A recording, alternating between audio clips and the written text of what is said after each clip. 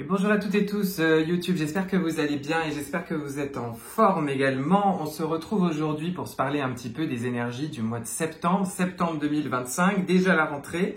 Alors je vous fais cette guidance un petit peu en amont déjà de ce mois de septembre. Je vous la poste pour cette fin du mois d'août parce que j'ai pas mal de choses à vous dire et que je trouve que en plus au vu de ce mois de septembre qui s'annonce, des ressorts, des leviers énergétiques, de tout ce qui va s'y passer, c'est peut-être pas mal de tout de suite planter le décor dans la continuité de ma précédente guidance, celle de la nouvelle lune en Vierge qu'on a eue la semaine dernière et que je vous invite d'ailleurs à aller visionner ou à revoir si vous ne l'avez pas vu, parce que je vais partir de cette guidance-là pour compléter mon propos aujourd'hui et pour bien vous planter le décor de ce mois de septembre qui va être intense, dont vous allez vous souvenir, un mois de clôture, un mois de bascule. Et comme on va très vite avoir en plus une pleine lune, la pleine lune en Poisson qui va arriver la semaine prochaine, donc une guidance lunaire la semaine prochaine, je voulais pas que ça fasse le carambolage des guidances sur YouTube. Donc bref, me voici me voilà pour vous parler de cette guidance du mois de septembre. Tout de suite là sur cette fin août. Bon, j'espère que vous allez bien, j'espère que vous avez le moral, l'envie d'avoir envie, comme dirait l'autre, envie de reprendre tambour battant votre vie, avec peut-être finalement pas mal d'interrogations. Parce que, pourquoi je vous dis finalement, on a vécu un été où on a beaucoup réfléchi, je vous refais pas le storytelling de l'été, entre les mercures qui est rétrograde en Lion, etc. Et disons que, on va dire que courant mois d'août, on a eu beaucoup de transformations intérieures, beaucoup de changements de point de vue, beaucoup de remises en perspective et qu'on a pu avoir le sentiment comme ça de savoir exactement ce que l'on va vivre et ce que l'on désire vivre en cette rentrée. Et puis, on arrive sur cette ultime semaine du mois d'août, juste avant ce mois de septembre, à l'aube de ce mois de septembre, en intégrant finalement pas mal d'aléas et en intégrant pas mal de remises encore en question et en s'ouvrant à beaucoup d'inconnus avec quand même toujours ce désir d'être rassuré. Je pense que la véritable invitation, comme toujours, reste de trouver une forme de justesse, un juste milieu, se positionner de manière juste dans le présent à l'intérieur de soi et d'essayer de s'aligner. Qu'est-ce que je veux au niveau de mon cœur, voilà, et de se dire bon bah aujourd'hui, ma vérité du jour, en tous les cas ce que je ressens comme étant vrai, comme étant aligné, comme étant ok, comme étant source de paix en moi, c'est ça. Et puis si la vie veut m'emmener autre part, ailleurs, elle le fera de toute façon, alors autant la laisser aussi faire sa part et tout en ayant confiance. Je trouve que c'est un petit peu ça, d'accord, ce climat de cette fin du mois d'août pour arriver sur ce mois de septembre. Si je vous le résume très simplement, je vous l'ai dit, mois de bascule, mois de clôture, on est sur une année universelle 9, on est sur le 9e mois de l'année, on est en pleine saison de la Vierge, on va être très marqué par les énergies de la Vierge puisque comme je vous le disais, nous aurons cette année 2 nouvelles lunes en Vierge puisque la première nouvelle lune en Vierge a démarré comme ça au tout premier degré de la Vierge, au tout début. Donc, on va vivre entièrement ce cycle lunaire dans cette saison de la Vierge et on va avoir une seconde nouvelle lune en Vierge le 21 septembre, la veille de l'équinoxe d'automne, qui va lui être en balance forcément comme d'habitude. Ce qui fait que cette année, nous n'aurons pas de nouvelle lune en Scorpion. Donc, on va vraiment faire les Vierges et pas tant que ça les alchimistes. Enfin, on en reparlera sur ce mois de novembre. Et on a les éclipses. Les éclipses pour cette pleine lune et cette nouvelle lune qui arrive en septembre, sur l'axe, vous le savez maintenant, de la Vierge et du Poisson en ce moment, c'est l'axe sur lequel se situent nos éclipses. Donc, je vous le dis, ce mois de septembre, on va s'en souvenir. On va faire un point astro comme d'habitude. On va faire un point avec les dates clés du mois, ça je sais que vous aimez bien. Bien sûr, une guidance au tarot à la fin, mais je vais aussi vous parler de nouveautés que je vais mettre en place cette année. J'ai pas mal de choses à vous dire en introduction, alors pardon, je vous le dis direct, ça va être encore un petit peu long, bah tant pis pour ceux qui se plaignent, mais j'ai des nouveautés, des choses que je voudrais mettre en place, et puis aussi sur ces guidances du mois. Alors je le teste pour le moment sur YouTube, peut-être que je le basculerai sur Instagram ou les deux, je sais pas, on verra. Je suis quelqu'un qui lit beaucoup et je parle pas mal de mes lectures parfois avec certains d'entre vous, notamment sur Instagram, on échange là-dessus. Et du coup, je me suis dit, tiens, aux guidances du mois, je vous ferai à la fin, et comme ça ceux que ça intéresse regardent, ceux qui s'en foutent s'en vont, des petites recommandations de lecture que j'aurais faites récemment et qui m'auraient plu. Moi, je lis toujours beaucoup de livres, je lis au moins 5 livres tout le temps en même temps. Moi, je suis pas quelqu'un qui sait se tenir à un livre à la fois, il faut que j'en lise toujours plein et changer de domaine à chaque fois. Et voilà, et alors ça pourrait aller sur des choses très variées, story, hein, pas que du spirituel, loin de là. Voilà, des choses qui viennent d'arriver, qui viennent de sortir, des auteurs qui me plaisent, des trucs classiques, des choses sur des thématiques plus pointues. Bon, bref. En tous les cas, voilà. Et parfois, ça permet aussi de partager quelque chose qui nous a touchés, qui a participé à nos réflexions, et puis de vous en faire la douce proposition. Bon, pour en tous les cas cette rentrée, alors moi je reprends les consultations individuelles ce lundi 1er septembre. J'aime bien moi l'idée qu'on démarre le 1er septembre à lundi. Je sais pas vous, mais moi je trouve ça génial. Enfin, je trouve ça génial. En tous les cas, je sais pas pourquoi ça me plaît, cette idée. Je me dis, waouh, c'est de bon augure, c'est génial, tout est bien à sa place, ça fera pas de mal. Bon, je réattaque les consultations la semaine prochaine. Mon agenda de septembre est déjà bien rempli. Je suis sur mes derniers créneaux possibles sur ce mois de septembre, donc écrivez-moi si jamais vous souhaitez une consultation individuelle en ce moment, médiumnité, voyance, guidance, soins énergétiques. Vous avez toutes les infos sur mon site dans la rubrique concernée. Mon site c'est Baptiste Malatier. Vous tapez ça dans Google et vous le trouvez. Sinon il y a l'adresse que j'ai remis en dessous de la vidéo. Je vous ai mis en ligne. Vous avez vu mon petit post sur YouTube et sur Instagram. Un nouvel atelier sur mon site, un atelier autour des nourritures spirituelles du soleil, les comprendre, s'énergiser avec elles, évoluer, monter en vibration grâce à elles. Alors, je vous l'ai mis en ligne ce mercredi et pour son lancement, vous avez 7 jours jusqu'au 3 septembre inclus, donc jusqu'au 3 septembre 23h59 pour être précis, vous avez 20% pour avoir le module à prix doux. C'est un seul module, c'est 1h10 à peu près de vidéo, vous allez avoir à la fois de l'enseignement et puis des exercices pratiques à refaire chez vous à votre guise et une méditation énergétique. Bien sûr, vous le savez, le but de mes ateliers en ligne, c'est que vous puissiez les repratiquer ensuite à votre guise et à l'infini, vous possédez les vidéos. Je trouve que cette thématique est passionnante. Le soleil, notre astre roi, a toujours, dans toute civilisation, toute spiritualité confondue, toujours occupé une place particulière. Bien comprendre les archétypes du soleil, c'est symbolique, c'est signifiant, c'est aller au cœur de cette énergie subtile, de cette énergie éthérique qu'il nous donne, qu'il nous transmet chaque jour et peut-être dont nous avons le devoir en tant qu'être humain de venir nous nourrir. Bien distinguer ces énergies spirituelles provenant du soleil des énergies praniques par exemple, et ça je vous l'explique. Je vous fais notamment tout un passage autour du dieu Apollon, le dieu soleil de l'Antiquité grecque, et en quoi Apollon dans ses mythes et ses symboles représente tous les signifiants du soleil et donc tous les apports spirituels que peut nous proposer le soleil. Je reviens aussi notamment sur cette notion de cosmocrator qui était une notion très connue en Antiquité, et puis derrière plein d'exercices pratiques pour justement évoluer, s'énergiser, se nettoyer, monter en vibration grâce à ces énergies soleil, grâce à ces énergies christiques que représente le soleil. Bref, donc ça c'est en ligne. Bien sûr, après ça explose pas, hein, après le 3 septembre, mais juste vous l'avez à prix doux pour son prix de lancement, c'est sur mon site, dans la rubrique concernée, je vous remettrai le lien si vous voulez en dessous de la vidéo. Aussi, et après j'en aurai fini avec les petites choses que je voulais vous annoncer, je vais mettre en place des nouveautés cette année, toujours pareil, pour mieux vous accompagner et varier entre tout ce que je propose en contenu gratuit et libre sur mes réseaux sociaux et tout ce que je propose autrement, soit dans l'accompagnement individuel, soit dans l'accompagnement collectif. Sur le collectif, on va avoir le retour des masterclass. Mais je vous explique comment j'ai réfléchi. En fait, à partir de cette rentrée, sur ce mois de septembre, je vous propose un nouveau format qui va s'appeler Focus, la guidance sur mesure. Et ça se passera un mois sur 2. Je vous explique le principe. Focus, les guidances sur mesure, ce seront des rendez-vous en Zoom, sur inscription et en place ultra limitée. Parce que l'idée, c'est qu'avec le petit groupe de personnes, et j'insiste sur le côté ultra limité, et vous allez comprendre pourquoi, on va se donner rendez-vous pour vous faire une guidance sur les énergies du moment. Là, en l'occurrence, en septembre, je vous en reparlerai dans le mois de septembre, ce sera sur les énergies de cette nouvelle année, donc la rentrée 2025 et jusqu'à juin, on va dire jusqu'à l'été 2026. Comprendre cette nouvelle année là qui arrive devant nous, mais aller plus loin que ce que je vous donne en guidance sur YouTube ou sur Instagram. Aller vraiment de manière plus poussée, comprendre les enjeux et les énergies de la période dont on va parler et toutes les croissances spirituelles, toutes les invitations, les carrefours comme ça que ça va nous proposer.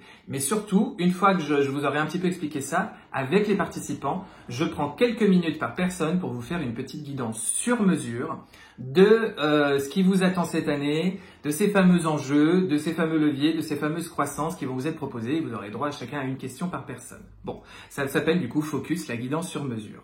L'idée, c'est de pouvoir toujours plus un petit peu mieux vous accompagner. Je le ferai un mois sur deux, c'est-à-dire là, on va le faire au mois de septembre, ça se fera encore au mois de novembre, et au mois de novembre, je vous parlerai des énergies de la fin d'année. En janvier, je vous parlerai de la nouvelle année. En mars, je vous parlerai des énergies du printemps. Enfin, vous avez un petit peu compris le principe. Et à chaque fois, vous vous inscrivez, c'est en place ultra limitée. L'idée, c'est pas que ça remplace une consultation individuelle, vous en doutez bien. Ce sera pas au prix d'une consultation individuelle, ce sera moins cher.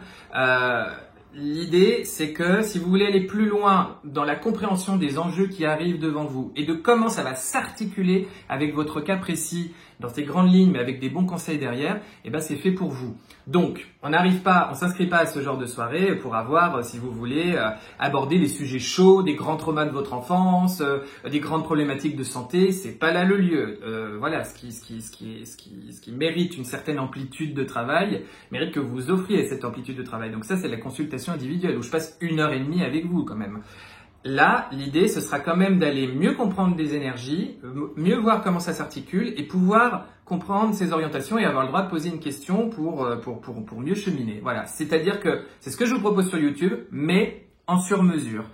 Et bien évidemment, derrière, ça pourra ouvrir à se compléter vers de la consultation individuelle. Mais vous comprenez que c'est deux choses un petit peu différentes. C'est comme les soins collectifs. Quand vous venez vous inscrire des soins collectifs et que vous me dites, vous arrivez avec telle problématique un petit peu plus précise, un petit peu plus conséquente, et que vous attendez que le soin collectif le répare, je vous réponds non. Le soin collectif, il fait ce que je précise en soin collectif. Sinon, bien sûr, c'est la consultation individuelle, d'où la différence de prix. C'est pas le même travail et c'est pas la même proposition.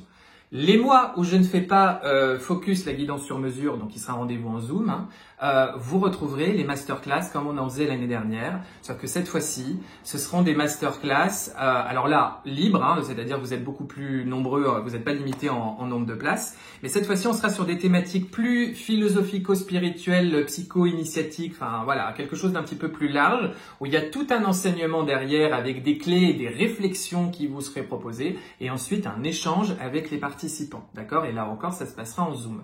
Ce qui permettra de bien différencier les masterclass, les soirées focus, avec les ateliers qui sont en ligne sur mon site, où là, pour le coup, vous en faites l'acquisition et vous pouvez les revoir. Donc, du coup, on est sur des enseignements plus techniques, avec des exercices pratiques et des méditations guidées, parce que là, vous avez la possibilité de les réécouter à l'infini.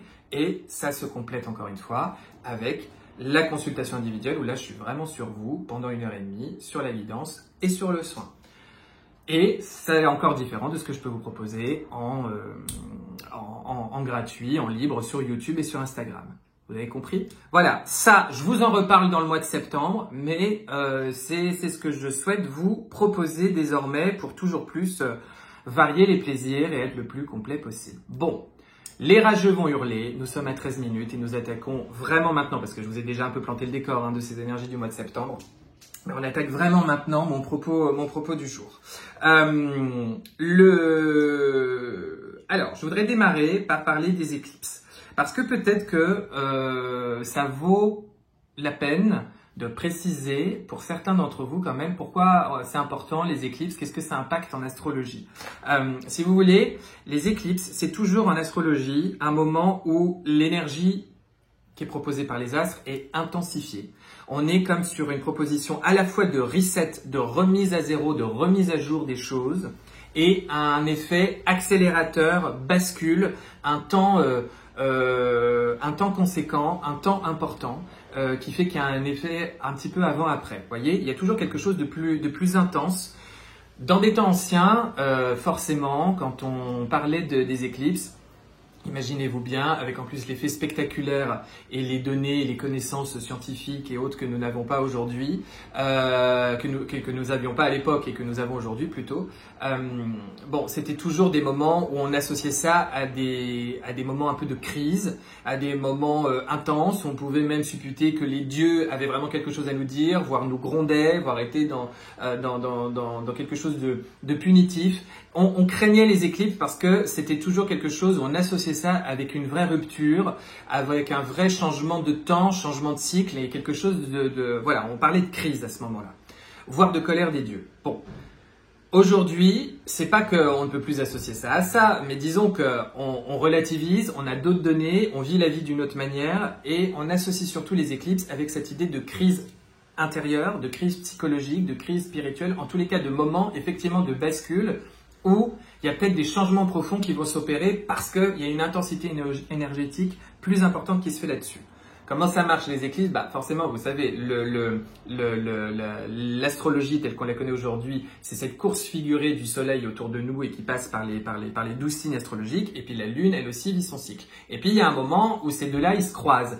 Et c'est ce qu'on symbolise dans votre thème astral avec vos nœuds lunaires nord et votre nœud lunaire sud, d'accord? Le nœud lunaire sud, c'est quelque part d'où vous venez, c'est aussi votre bagage karmique, votre bagage un peu lourd que vous êtes censé un petit peu alléger. Et votre nœud lunaire nord, c'est vers là où vous allez, vers l'allègement que vous vous êtes proposé d'aller. Les éclipses nous parlent de ça, d'accord? Une éclipse lunaire se passe en pleine lune, et puis une éclipse solaire, forcément, puisque la lune passe devant le soleil, elle se passe en nouvelle lune. Les éclipses lunaires, elles parlent toujours de moments où on va avoir des compréhensions nouvelles, des conscientisations, des prises de conscience, des révélations. Et les éclipses solaires en nouvelle lune, elles nous parlent toujours de ce moment de remise à zéro, de reboot, de nouveaux chapitres, de nouveaux passages comme ça, de nouveaux cycles que l'on va entamer dans sa vie, ok? Et du coup, nos éclipses, elles se passent toujours sur un axe, comme ça, sur un axe zodiacal, qui change tous les 18 mois. C'était le petit cours des éclipses, mais pour moi, c'est merveilleux. C'était important de vous en parler. Oui, c'est merveilleux parce que ça me fascine. Mais en plus, ça me paraissait important de vous le préciser pour que vous compreniez bien mon propos, par exemple, que je vais vous tenir sur ce mois de septembre.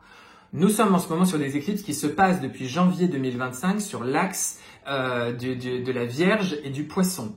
L'idée, c'est que nous travaillons à partir des énergies de la Vierge pour aller vers le Poisson. Il y a toujours cette invitation du coup dans nos éclipses d'un petit peu lâcher certaines rigueurs, certains schémas, certaines manières de faire, de penser, des anciennes manières de concevoir, de ranger, d'imprimer la vie, de l'ancrer, etc. pour aller vers plus de lâcher prise, plus d'ouverture, notamment d'un point de vue spirituel, d'un point de vue réflexion, de dissolution de certains traumas, de certains troubles, de certaines caractéristiques au niveau de notre ego où oui, ça nous a servi de bien ranger les choses et de bien les ordonner de telle manière, mais maintenant, ça nous enferme un petit peu et on veut s'en libérer. Surtout avec l'axe de la Vierge et du Poisson, c'est toujours pour moi un axe du soin, un axe de la santé, une nouvelle manière de prendre soin de soi, de se remettre en son centre, une nouvelle manière aussi de travailler sa relation avec les autres en intégrant mieux le collectif, l'idée de l'autre, l'idée d'autrui qui nous fait avancer avec lui, d'accord? Pour moi, si vous voulez, avoir ces éclipses qui se placent sur cet axe de la Vierge et du Poisson dans un mois de septembre méga vierge, d'accord? Méga vierge dans son énergie, qui est en plus, comme je vous l'ai dit, le 9e mois de l'année, avec cette année 9, bon, vous avez bien compris, vous avez vécu un été qui vous a beaucoup remis en question, qui vous a beaucoup transformé de l'intérieur, notamment autour de cette question de la place que j'occupe et celle que je souhaite occuper et la manière dont je vais le faire. Et là, vous allez du coup me faire le grand tri, le grand ménage qui va permettre la mise en place de ce nouveau cycle, de cette nouveauté, de ces changements de vie. Et c'est pour ça que le mois de septembre est un mois hyper intéressant et un mois de bascule. Les soins collectifs que je vais vous faire sur cette nouvelle lune et cette pleine lune en septembre, il faut être super intense. Surtout que, vous avez bien compris, qui dit pleine lune qui va arriver le 7 septembre en Poisson, éclipse, juste après, qu'est-ce qu'on va avoir? On va avoir ce fameux portail du 9-9, le changement de cycle. Donc là, j'ai envie de vous dire, moment hyper intéressant pour prendre en considération, pour avoir des compréhensions et des révélations de telles choses que là, vous êtes en train de cheminer sur cette fin du mois d'août et ce début septembre. Et ça va vraiment vous sauter aux yeux, vous éclairer de l'intérieur au moment de cette éclipse et ça va vous permettre de rentrer vers votre nouveau cycle. Tout ça, j'ai envie de vous dire, vous avez bien compris, c'est le grand thon, c'est le grand bain dans lequel on va nager sur ce mois de septembre et c'est ça qui va être du coup passionnant. Alors, je vous reparlerai concrètement de comment elles vont s'articuler ces éclipses dans les guidances lunaires que je vais vous faire au mois de septembre. Mais du coup, vous avez vraiment pourquoi septembre j'ai envie de vous dire, sur cette année 2025, où je n'ai pas arrêté de vous le répéter, et je vous le répète encore, c'est le storytelling de l'année, c'est fin de cycle, nouveau cycle, clôture de l'ancien, ouverture du nouveau. Ah bah septembre, on est clairement là-dedans. On est clairement là-dedans. Et pour moi, on a eu un mois d'août fort en initiation, fort en réflexion, comme on l'avait eu sur le printemps, souvenez-vous. Et ça va être le moment de le mettre en place et de basculer vers tout ça. Alors, ce qui nous complète, c'est que, donc, pleine lune en poisson, le 7, nouvelle lune, deuxième nouvelle lune en vierge, le 21. Et on va avoir l'équinoxe d'automne, qui est toujours un moment intéressant, un moment d'équilibre, hein, où le jour et la nuit sont équivalents en durée.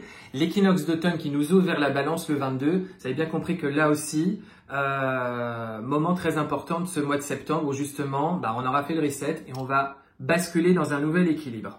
Et pour moi, ce qui nous raconte aussi tout ça, j'aime bien sur les guidances mensuelles, regarder un petit peu comment se situent Mars et Vénus, notre polarité yin, notre polarité yang, notre capacité passive à attirer à nous, Vénus, ce qui nous plaît, ce qui nous fait du bien, notre capacité active à mettre en place ce que l'on souhaite, Mars. Bon, notre Vénus, elle est jusqu'au 19 septembre en Lion. Vénus en Lion, elle a envie de mettre ses plus beaux vêtements, elle a envie de mettre ses plus beaux bijoux, elle a envie de se faire super belle pour pouvoir attirer à elle ce qu'il y a de meilleur et ce qui lui fait plaisir. Elle peut même être un petit peu, comme je vous le disais sur Instagram, être un petit peu bling bling et vroom vroom sur les bords et c'est pas grave. En tous les cas, Vénus en Lion, c'est votre capacité en majesté de vous magnifier et de rayonner ce que vous désirez. Vénus, c'est la bénéfique du zodiaque comme Jupiter et elle nous parle de tout ce qui nous fait plaisir. Elle nous parle d'amour, elle nous parle de relations, elle nous parle d'argent. Elle nous parle de cette capacité, comme je vous le disais, à attirer vers vous tout ce qui vous donnerait du bien, tout ce qui vous ferait plaisir, tout ce qui vous donnerait de la joie, qui vous permet de satisfaire comme ça votre désir. En Lion, vous avez plein de désirs à satisfaire et vous avez envie d'en parler, vous avez envie de le montrer, vous avez envie de le vivre pleinement et en majesté. Mais cette année, enfin dans ce passage-là qu'on est en train de vivre, dans cette configuration qu'est la Vénus, elle est dans une configuration harmonieuse mais quand même intéressante où elle vit son petit trigone avec Saturne et Neptune qui est rétrograde en Bélier et qui va rétrograder en Poisson, mais je vous en reparle après, mais en tous les cas avec Saturne et Neptune, et elle est opposée à Pluton en Verseau, ce qui est pas toujours facile. Ça donne sur cette fin du mois d'août et ce début du mois de septembre, peut-être des conversations et des échanges avec des membres de votre entourage qui sont pas forcément faciles à vivre et à entendre et qui vous renvoient vers l'image que vous avez, l'image que vous renvoyez aux autres consciemment et inconsciemment, l'image que vous croyez renvoyer mais qu'en réalité vous ne renvoyez pas du tout, votre manière d'être en groupe et en société est précisément du coup ce que vous n'avez plus envie au niveau de votre cœur, ce qui n'est plus aligné au niveau de votre cœur de vivre et d'être et d'incarner. Ça peut piquer un petit peu, ça peut ne pas que être simple, mais en tous les cas ça a quelque chose de très bénéfique parce que c'est pas pour vous couper les ailes, c'est pour vous montrer un petit peu mieux comment au niveau de votre cœur, en alignement avec votre cœur, avec tout l'amour que vous portez en vous, vous vous alignez et vous êtes qui vous êtes et profondément qui vous êtes. D'accord ? Donc Vénus, elle vous fait aussi ce travail intéressant jusqu'au 19. Ensuite, Vénus, elle bascule en Vierge à partir du 20. Donc on va être sur la période nouvelle lune, hein, on en reparlera. Et à partir du 20, Vénus en Vierge, c'est une Vénus qui est sensible aux détails, en grand besoin de clarté mentale, de clarifier absolument ses relations et de vivre quelque chose qui lui paraît ordonné, harmonieux, sensé, pragmatique et qui lui permet du coup de s'épanouir et de ne plus se perdre dans des illusions et dans des désillusions qui lui brisent le cœur et qui lui brisent l'âme. On en reparlera, mais du coup Vénus nous fait un petit parcours hyper intéressant là-dedans, dans justement votre capacité à attirer en vous tout ce que vous avez envie. Mars, de son côté, est en Balance. Mars en Balance, il n'est pas du tout chez lui, d'accord ? En Balance, il est sur sa version timide, il est sur sa version posée, où on lui impose d'ailleurs de mettre beaucoup d'eau dans son vin pour justement accueillir l'avis de l'autre, faire avec l'avis de l'autre. Justement, quand je vous parle de conversations qui vont venir vous enrichir, peut-être vous bousculer, vous mettre des coups de pied aux fesses, c'est ça. Mars en Balance, c'est j'ai besoin d'être validé dans mes choix. J'ai besoin que mes choix, pour qu'ils soient justifiés, justifiables, autrui me les valide. Ça va peut-être se conjuguer très concrètement dans votre vie amoureuse, votre vie amicale et votre vie professionnelle dans vos sujets, hein, d'accord ? Ça veut vouloir dire aussi, je me vexe pas, je suis moins susceptible, je m'adoucis, parce que je me rends compte que tout n'a pas nécessairement à passer en force. Ensuite, donc ça c'est jusqu'au 22 septembre. Donc retenez bien parce que 22, ce sera le jour d'équinoxe, juste après cette nouvelle lune. Et le 22 septembre, il passe en Scorpion. Un Mars en Scorpion, alors là, c'est beaucoup d'intensité. Hein, on va quitter la zone de la balance où on perd en intensité pour en regagner tout de suite. Mars en Scorpion.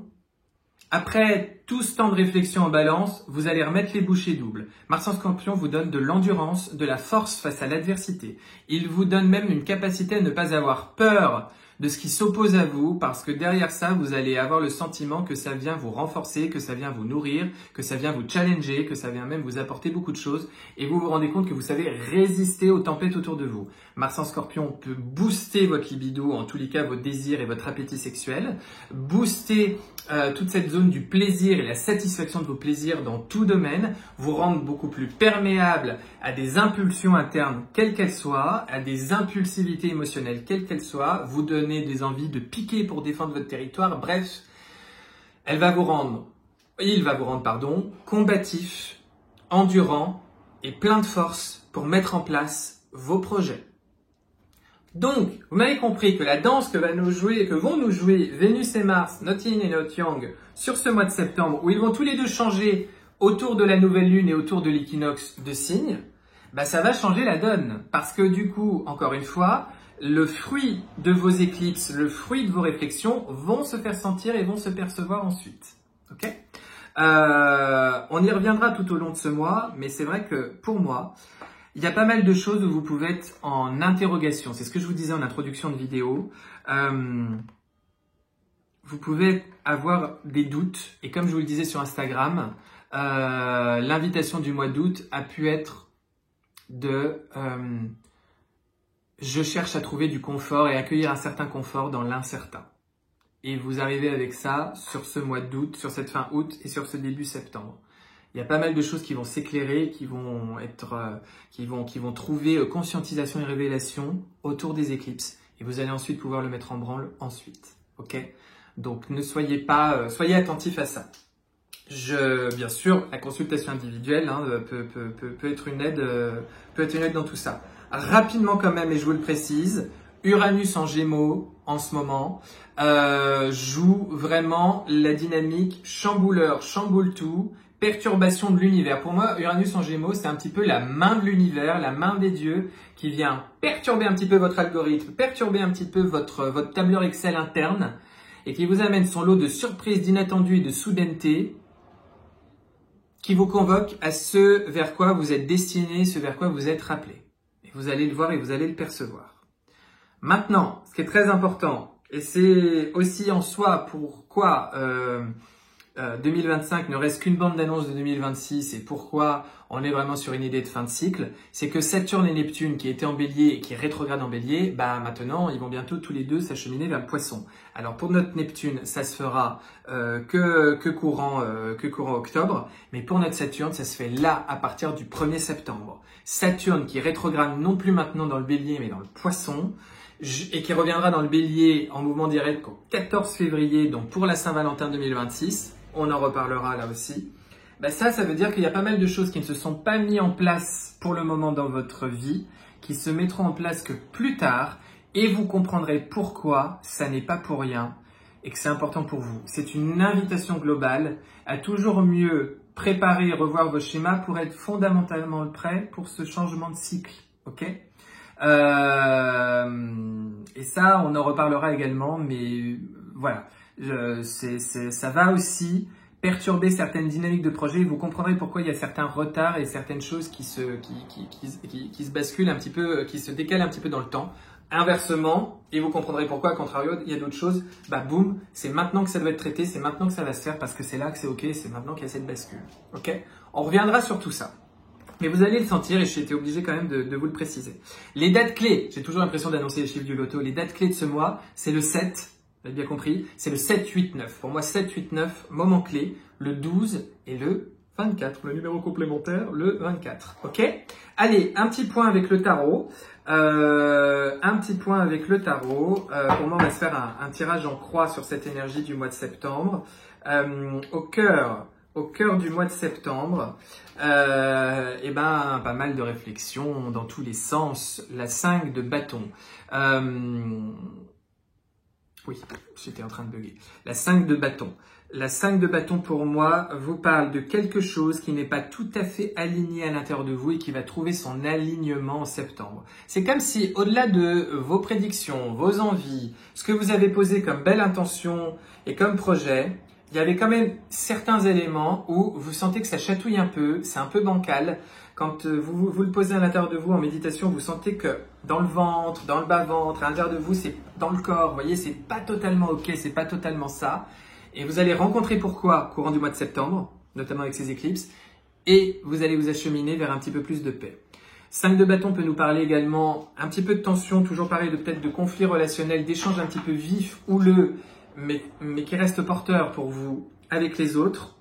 5 de bâton est aussi une invitation à aller faire face à ces démons intérieurs, à ce qui bloque en nous, à ce qui nous calfeutre de la vérité, à ce qui nous voile un petit peu notre vision, à ce qui est encore la résultante d'anciens schémas qui maintenant dans le grand tri de la Vierge veulent absolument être conjugués au passé et ne plus avoir d'impact et d'incidence dans votre vie.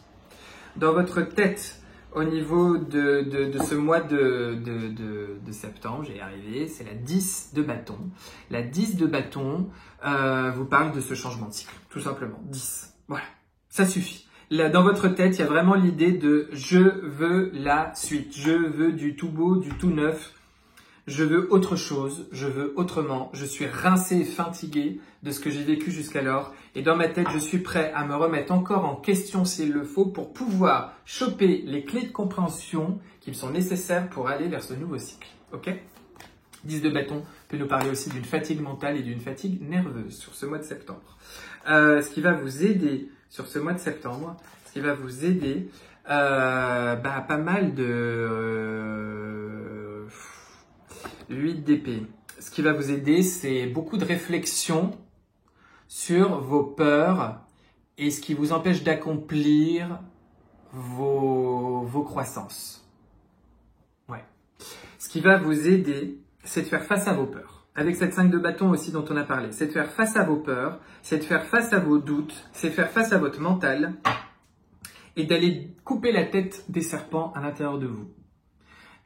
C'est très initiatique encore tout ça, hein, vous avez bien compris. Ce qu'on lâche au passé, ce qu'on est invité à lâcher au passé avec ce mois de septembre, c'est peut-être un côté un petit peu bleu, comme si vous n'étiez pas une croyance à l'intérieur de vous, c'est ça qui est hyper intéressant. Vous êtes prêts pour la suite.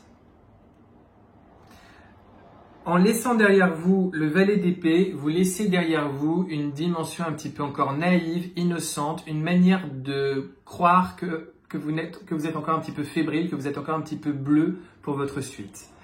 Peut-être de croire que vous êtes encore trop novice sur certains sujets, que vous les avez pas assez poussés, que vous n'êtes pas assez expert, que vous n'êtes pas assez conscient, que vous n'êtes pas assez ceci, pas assez cela pour pouvoir l'être et le vivre. Comme vous les laissez derrière vous, ça va vous permettre de devenir plus mature, plus adulte et de vraiment prendre conscience que pas du tout en fait. Je suis prêt pour ce changement de cycle, je le veux vraiment, je vais mettre toute l'énergie pour ça dans ma tête.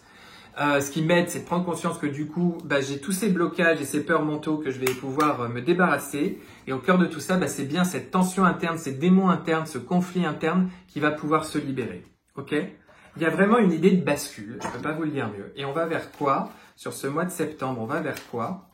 On va vers... Ah, hyper intéressant.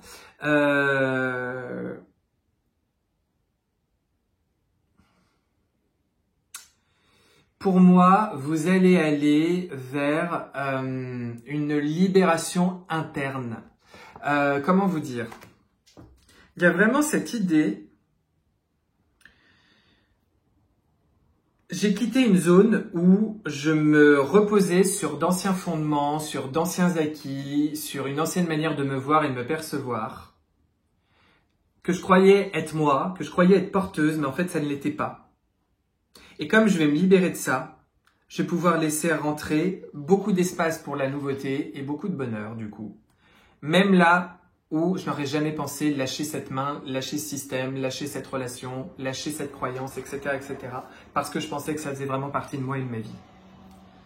Je ne sais pas si j'ai été clair, mais je crois qu'on me dit que oui là-haut, donc bon, très bien. On va rester là-dessus.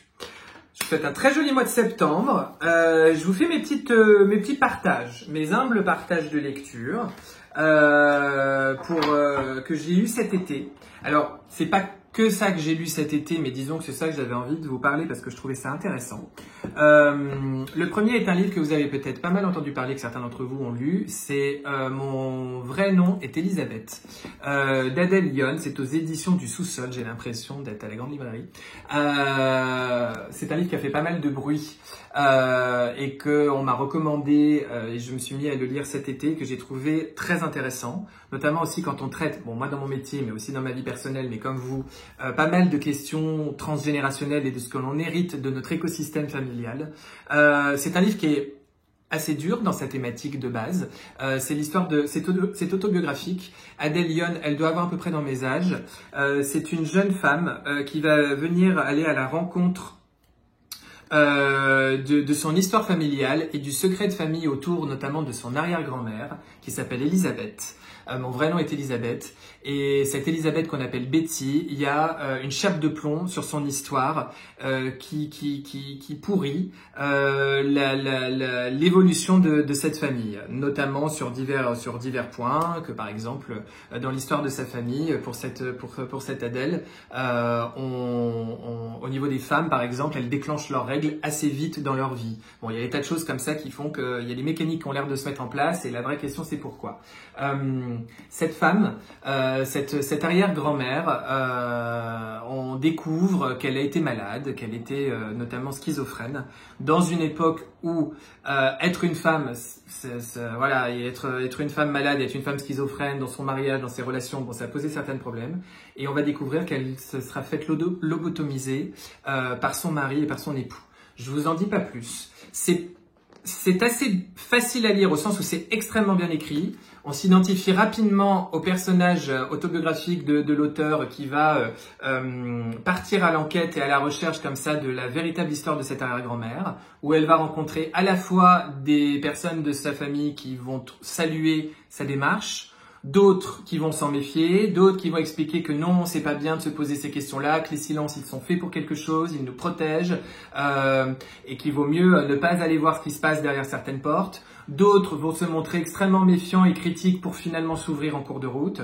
Et derrière, c'est en quoi la libération de ce silence, même si c'est difficile, même si c'est traumatisant, même si c'est affreux, permet de libérer beaucoup de choses parce que précisément, en fait, ce silence et la réalité de ce qui a été vécu, il a transpiré sur tout le monde et tout ce qui ne s'est pas exprimé s'est imprimé, a eu des conséquences sur bien des personnes dans cette famille et qu'à un moment donné, nous arrivons à un stade de cette évolution où la vérité, on a soif de vérité et elle est salutaire, même si c'est difficile. Voilà, je trouve que c'est très bien écrit, on oscille avec quelque chose qui est presque dans l'ordre de la recherche, de l'expertise, du médical et à la fois quelque chose de... Voilà, on vit les interrogations de l'auteur tout au long du livre. Ça m'a touché et ça me parle parce que effectivement, on appartient à une génération à un moment où on se pose beaucoup de questions et on vient s'interroger sur beaucoup de choses et à quel point beaucoup de choses ont pu nous impacter.